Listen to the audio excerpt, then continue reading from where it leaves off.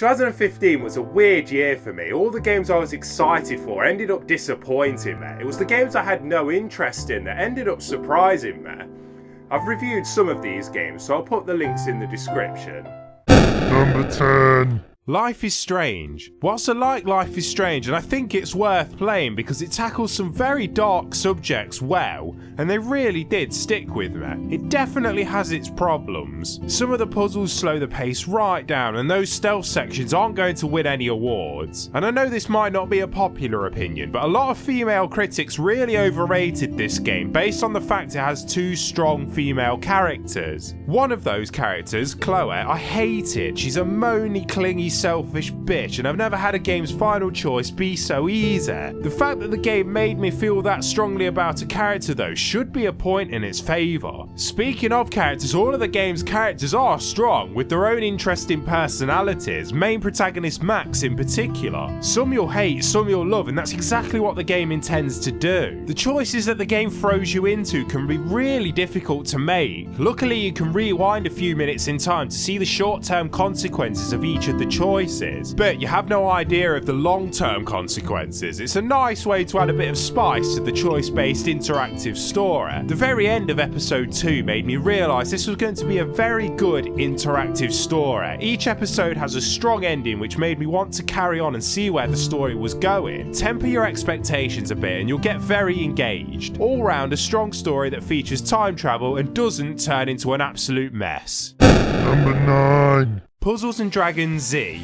It's such a simple game. Catch monsters for your team and battle using a match 3 puzzle system. For example, match 3 or more blue spheres for a water-based attack if you have 1 or more water-based monsters in your party. It is everything a handheld game should be, easy to pick up and play. What sweetens the deal is that it's basically 2 games in one. There's the standard Puzzles and Dragons Z with its own story and monsters, and the Mario version, which I'm not going to show footage of because Nintendo will copyright strike me again, the wanks. They share the same mechanics and are essentially palette swaps, but a nice package nonetheless. Number 8. Elder Scrolls Online Tamriel Unlimited. Yes, it did come out in 2014 on PC, but the console release was this year with the revamp and move to pay to play, which is what I've been playing it on. Whilst most MMOs just copy the WoW template, I felt like ESO really had an identity of its own. It's not got hotkey combat, which is a plus. It's a much more action-based affair with timed blocking and dodging. It's not exactly the most difficult, but a welcome change nonetheless. Each quest is also voice acted, giving you a better indication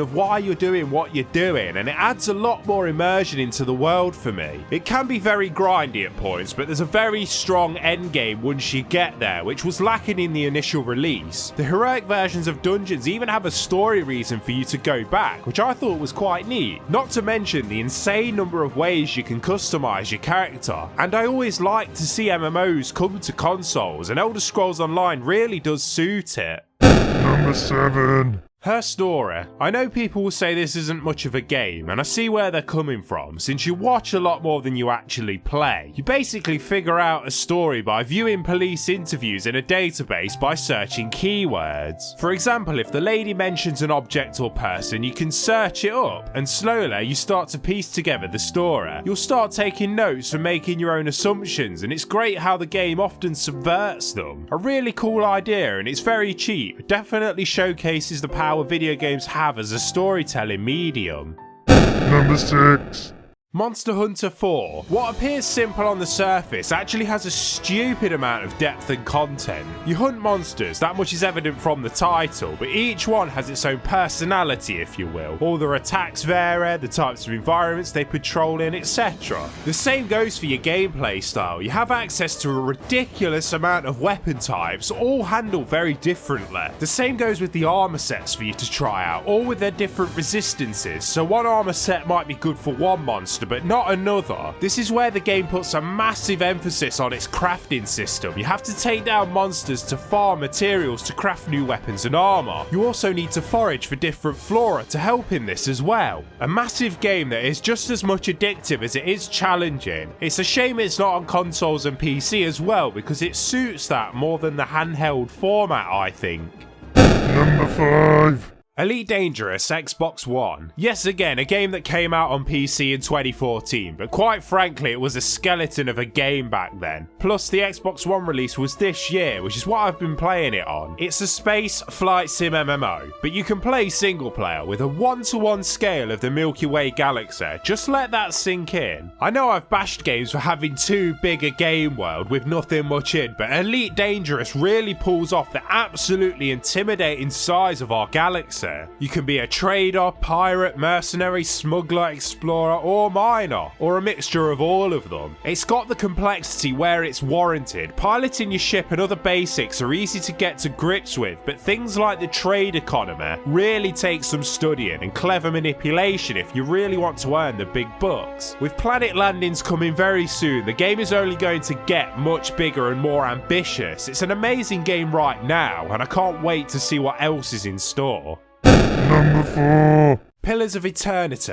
I went completely off the grid for about a week playing this. People thought I was dead. Much to their disappointment though, I wasn't. Pillars of Eternity is based on the old RPGs of the 90s like Baldur's Gate. Those games were a bit before my time, so I can't really compare. But if this is anything to go by, I will definitely try them out. It's a top-down RPG which actually lets you roleplay. I know, right? With a terrific story to boot. It can get unnecessarily difficult at times in some fights.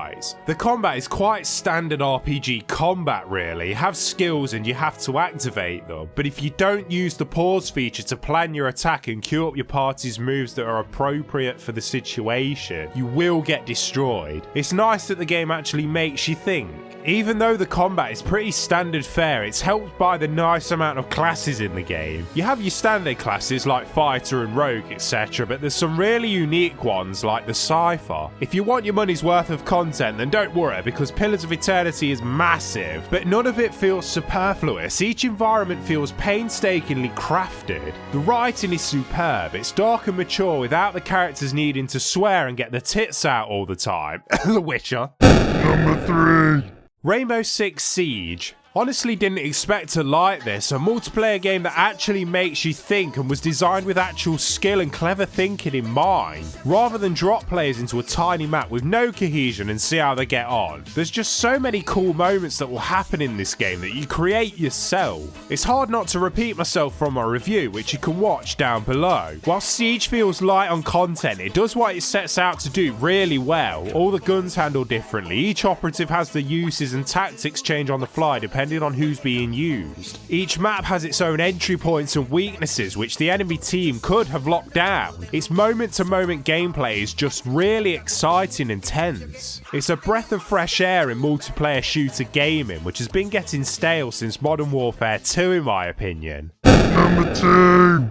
The Witcher 3 Wild Hunt. Yeah, I know I just had a pop at The Witcher, but I'm glad I played it late this year, else I would have been a lot harsher to some of the other open world RPGs I played this year. Quite frankly, The Witcher 3 blows them all out the water. This is the game which shows how side quests should be done. All of them are unique, interesting and varied, not just go into this area and kill these monsters or people. Yes, those quests exist here, but they work since they are part of a huge amount of interesting quests. The story is very well done with a diverse range of characters and a lorry load of lore behind it all, which I was very keen to discover. It's a shame some key lore isn't covered in the game. I had to look online, but if you're new to the series you'll still be able to understand what's going on perfectly fine. The world itself looks stunning. It can feel too large at points with long stretches of barren fields with nothing in, but there is an assortment of places to go to. The combat system is also very varied. There's standard swords, crossbows, magic and bombs, as well as oils for your sword which increase damage to certain enemies and potions which give you certain buffs. Every mechanic in The Witcher 3 feels very well thought out and none of them feel wasted.